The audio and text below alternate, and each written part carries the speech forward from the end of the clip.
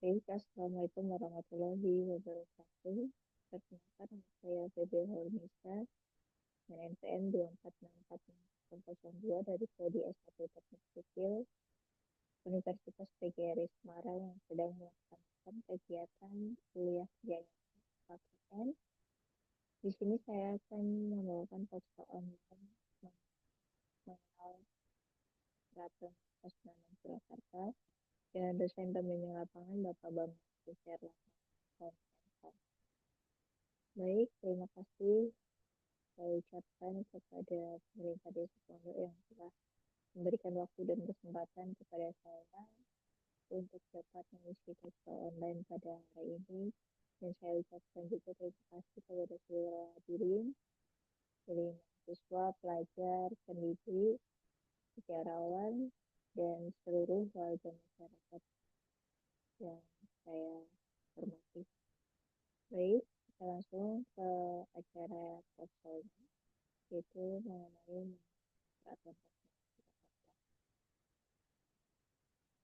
Yaitu saya pertama saya akan membawakan terkait sejarah Keraton Surakarta, yang kedua ada tokoh-tokoh dari Keraton Surakarta, yang ketiga ada tata ruang dari Keraton Surakarta, yang keempat koleksi Museum Keraton Surakarta, yang kelima mengenal upacara dan tradisi Keraton Surakarta, dan yang terakhir demokrasi dan keraton dari Keraton Surakarta. Nah, pertama mengenai sejarah, Keraton Surakarta Hadiningrat atau Surakarta adalah istana resmi Kasunanan Surakarta Hadiningrat yang terletak di kota Surakarta. Keraton ini didirikan oleh Sri Susuhunan Pakubuwono II sekitar tahun 1743 hingga 1744 sebagai pengganti Keraton Surakarta yang porak-poranda akibat geger pecinan, yaitu pemberontakan etnis Tionghoa dari pribumi melawan pemerintah Belanda pada tahun 1743. Jadi keraton pertamanya itu ada di Keraton Kartosura atau yang wilayahnya berada di Kabupaten Sukoharjo. Lalu dari Keraton Kartosura ini terbagi menjadi dua, yaitu ada Keraton Kasunanan Surakarta dan Keraton Pasundan Yogyakarta. Nah, untuk Keraton Kasunanan Surakarta sendiri dalam situasi genting ini, Pakubuwono II awalnya berpihak kepada etnis Tionghoa dan Portugis. Akan tetapi kekalahan pasukan mereka melawan sergaju Belanda pada awal 1742 membuat Pakubuwono II. Dia pun kembali bersekutu dengan Belanda yang menyebabkan masyarakat Cina dan rakyat Mataram kecewa. Kelompok yang kecewa itu kemudian menyerang Istana Mataram di Keraton Kartosura dan menyebabkan Keraton Kartosura ini rusak berat. Dalam kepercayaannya, bangunan yang sudah rusak tidak boleh dibangun kembali karena akan mendatangkan musibah. Oleh karena itu, Keraton Kartosura dipindahkan dan dibangun kembali menjadi Keraton Kasunanan Surakarta yang bertempat di Kelurahan Boluwarti, Kecamatan Pasar Pilon, Surakarta.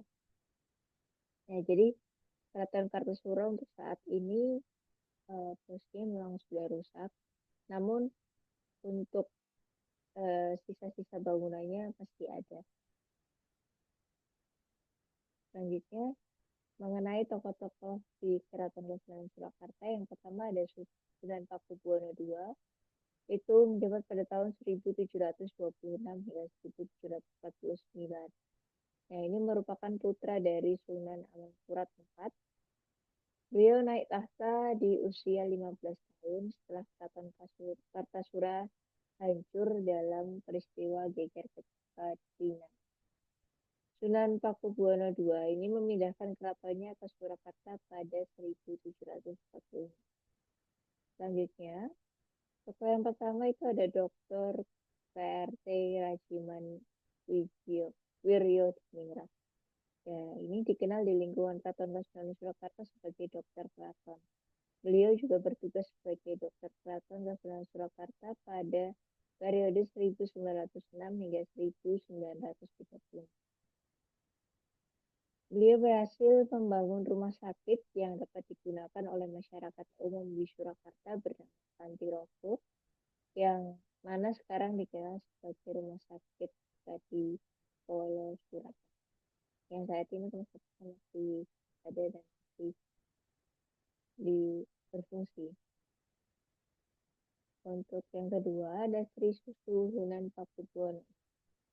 Beliau ini mendukung Pangeran Diponegoro selama berperang, di mana salah satu bantuan yang dilakukannya adalah mengirimkan pasukannya untuk ikut membantu pasukan Pangeran Diponegoro. Peran yang dilakukan Pakubuwono ini menyebabkan beliau diasingkan Belanda ke Batu Gajah Ambon. Lalu ada Sri Susuhunan Pakubuwono X. Nah, peran beliau ini memberikan bantuan dan mengayomi beberapa organisasi pergerakan nasional di Surakarta, meliputi Syarikat Islam dan Budi Utomo. Nah, ini dukungannya ini berupa fasilitas, material, dan moral.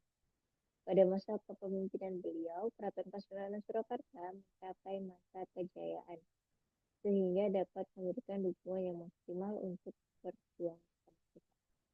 Nah, ini tokoh-tokoh yang berpengaruh di Keraton Kasunanan Surakarta. Selanjutnya untuk tata ruang, yang pertama ada Kompleks Sasana Sumewa, di mana Sasana Sumewa ini merupakan bangunan utama terdepan di Keraton Surakarta, digunakan sebagai tempat untuk menghadap para atau pejabat menengah ke atas dalam upacara resmi kerajaan. Di kompleks ini terdapat sejumlah meriam, diantaranya diberi Kiai Pancawura atau Kiai Sapu Jagat. Meriam ini dibuat pada masa pemerintahan Sultan Agung. Nah, ini sebagai ikonik foto di Keraton Kasunanan Surakarta itu di Kompleks Sasana Sumewa. Biasanya untuk para wisatawan itu banyaknya di sini. Lalu setelah itu baru di keraton, di museumnya. Selanjutnya untuk Kompleks Kemandungan Lor. Nah, ini Polri depannya tadi, depannya Kompleks Sasana Sumewa ini ada Kompleks Kemandungan Lor. Nah, ini yaitu Polri Brajanala atau Polri Gapit merupakan pintu gerbang masuk utama dari arah utara ke dalam halaman Kemandungan Utara. Gerbang ini sekaligus menjadi gerbang ceturi atau kompleks dalam istana yang dilingkupi oleh dinding istana yang disebut Baluwati. Nah, yang menghubungkan jalan Sapit Urang dengan halaman dalam istana. Gerbang ini dibangun oleh Susuhunan Pakubuwono III dengan gaya dinasti. Selanjutnya untuk tata ruang ketiga ada Kompleks Kedaton, di mana kompleks ini memiliki bangunan utama, diantaranya Sasana Sawaka, Dalam Ageng Prabasuyasa, Sasana Hendrawina, dan Panggung Sanggabuana. Di sini Sasana Sawaka merupakan bangunan peninggalan pendapa Istana Kartasura. Halaman Sasana Prabasuyasa dialasi dengan pasir hitam dari pantai selatan dan ditumbuhi oleh berbagai pohon langka, antara lain 75 batang pohon sawo petik dan patung-patung bergaya Eropa. Untuk tata ruang selanjutnya ada Sasana Hendrawina, di mana tempat ini digunakan sebagai tempat perjalanan resmi kerajaan. Nah, kini bangunan ini digunakan sebagai tempat seminar maupun gala dinner tamu asing yang datang ke kota Solo. Bangunan utama lainnya adalah Panggung Sanggabuana. Menara ini digunakan sebagai tempat meditasi Susuhunan sekaligus untuk mengawasi benteng VOC atau Hindia Belanda yang berada tidak jauh dari istana. Nah, bangunan yang memiliki 5 lantai tersebut juga digunakan untuk melihat posisi bulan untuk menentukan awal suatu bulan. Nah, untuk selanjutnya terkait koleksi-koleksi yang ada di Keraton Kasunanan Surakarta, yang pertama ada ruang arca.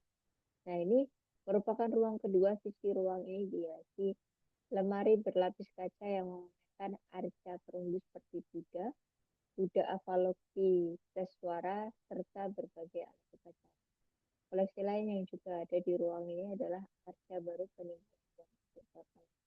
Nah, contoh-contoh ruang arcanya apa yang seperti apa ada di dokumentasi sebelah kiri. Selanjutnya ada tradisi pernikahan. Di ruang ini terdapat diorama yang dibuat pada masa Pakubuwono X. Diorama ini merupakan adegan pernikahan pengantin Jawa. Selain itu, pada dinding juga terdapat relief yang menceritakan prosesi adat pernikahan Keraton Surakarta. Nah, ini salah satu contoh gambar yang ada di diorama tradisi pernikahan pada Jawa. Selanjutnya terkait kesenian rakyat. Koleksi kesenian rakyat ini memamerkan berbagai alat kesenian yang berkembang di Solo. Contohnya seperti wayang kulit, gamelan, serta jaran kepang. Nah, ini ada jaran kepang ada di bagian tengah ini dan ada gamelan, ada wayang kulit di sebelah kanan. Dan masih banyak kesenian rakyat sebagainya. Selanjutnya untuk tarian topeng. Nah, ruang ini menyimpan berbagai jenis topeng. Topeng ini merupakan topeng yang digunakan dalam tari topeng yang mengambil cerita dari Panji Inukerpati, Asmara Bangun, Dewi Galuh Chandra Kirana, dan Kelana. Di ruang ini juga terdapat keris besar bernama Kiai Parungsari yang dulu dipakai oleh Raja Pakubuwono IV. Nah, ini merupakan koleksi topeng-topengnya, dan yang bawah ini merupakan tadi keris Kiai Parungsari. Selanjutnya koleksi patung Rojomolo. Nah, pada ruangan ini dapat ditemukan sebuah patung Rojomolo. Patung Rojomolo ini merupakan patung kepala raksasa penguasa laut yang dipasang sebagai hiasan perahu yang digunakan Pakubuwono IV. Nah, Raja Pakubuwono IV. Di Solo ada dua patung Rojomolo. Nah, patung yang satu lagi disimpan di Museum Rada Pusaka. Selanjutnya untuk ruang alat angkut. Alat angkut tradisional diangkat oleh beberapa orang abdi dalam keraton. Ada beberapa alat angkut yang digunakan yaitu tandu, biasa disebut Joli Jempono. Digunakan oleh putri raja saat jadi pengantin atau bepergian. Krengun digunakan untuk mengangkut benda sakral dan gawangan yang digunakan untuk mengangkut sesaji. Selanjutnya untuk koleksi ruang kereta raja. Nah, ini untuk dokumentasinya ada di sebelah kiri. Di ruangan ini dipamerkan sejumlah koleksi kereta raja seperti kereta Kiai Garuda atau persembahan VOC kepada Pakubuwono II pada tahun 1720. Di mana kereta Kiai Garuda Putra ini kereta yang digunakan di masa Pakubuwono VII sampai Pakubuwono X. Dan kereta Kiai Morosebo atau kereta kerajaan yang dipakai oleh Pakubuwono VII. Nah, ini beberapa koleksi kereta raja yang ada di Keraton. Selanjutnya ada Sumur Songo. Sumur ini merupakan sumber mata air yang digunakan tempat persemedian Pakubuwono IX supaya dikaruniai. Pengunjung biasanya mencuci muka mereka atau meminum air dari sumber mata air ini, berharap mendapat berkah kesehatan atau mendapat kemudahan. Untuk upacara dan tradisi yang dilaksanakan di Keraton Kasunanan Surakarta, yang pertama ada Kira Pusaka, di mana Kira Pusaka ini dilaksanakan setiap malam 1 Suro di Keraton Kasunanan Surakarta. Acara tahunan yang telah dilakukan selama berabad-abad ini menjadi salah satu bagian tak terpisahkan dari tradisi Jawa yang kaya dan bernilai sejarah. Kegiatan ini dilakukan dengan mengarak kerbau pada rute tertentu Makna dari KIAP ini adalah masyarakat, perlindungan, dan petunjuk agar menjadi pribadi yang lebih baik. Untuk selanjutnya ada sekaten, di mana sekaten merupakan acara tahunan yang diselenggarakan sebagai tradisi untuk memperingati Maulid Nabi Muhammad Shallallahu Alaihi Wasallam. Pada awalnya sekaten ini merupakan kelanjutan upacara tradisional yang dilaksanakan oleh raja-raja Jawa sejak zaman Majapahit. Namun sebagai bentuk upacara selamatan untuk menjaga keselamatan kerajaan yang lambat laun, tradisi sekaten ini berubah dan digunakan sebagai sarana untuk penyebaran agama Islam khususnya di Jawa Tengah. Untuk upacara dan tradisi selanjutnya ada jamasan pusaka. Di mana jamasan pusaka ini merupakan suatu adat dalam merawat keris sebagai pusaka. Tiap bilah keris harus dijamasi atau dicucikan dalam prosesi yang selalu dianggap sakral oleh masyarakat Jawa. Tradisi ini dijalankan setiap satu suro sebagai bentuk penghormatan jamasan pusaka, tidak dapat dilihat langsung oleh masyarakat dan dilakukan secara tertutup di dalam keraton. Nah, jamasan pusaka ini dilakukan sebelum kirap pusaka.